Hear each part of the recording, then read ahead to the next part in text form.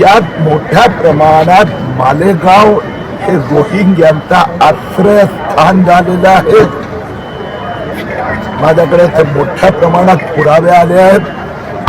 ते मी जिल्हाधिकारी, तहसीलदार, महापालिका आयुक्त यांच्याशी चर्चा करणार आहे.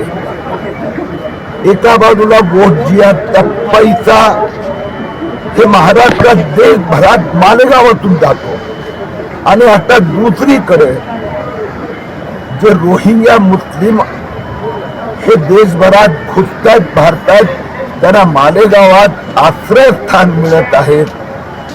हा बोटजियात भाग 2 हे आता माझं लक्ष आहे.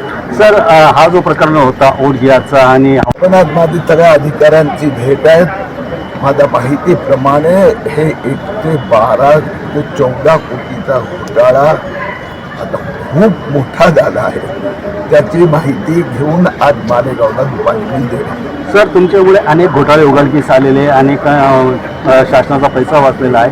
असाच एक घोटाळा बीडमध्ये झालेला आहे. बिटकॉइन महादेव ॲपमध्ये जवळपास 900 कोटीचा मोठी गंभीर बाब आहे. त्या प्रकरणात पण मी स्वतः लक्ष घालत आहेत आणि त्यात 2 प्रकारचे गोंधळ दिसत आहे. एक, सामान्य माणूस फसतोय आणि दुसऱ्या बाजूला जे भ्रष्टाचारी politician, bureaucrat, mafia, drug mafia हे महादेव ॲपचा वापर लक्का वाईट करने के लिए मनी लॉन्ड्रिंग साठी करीत आहेत.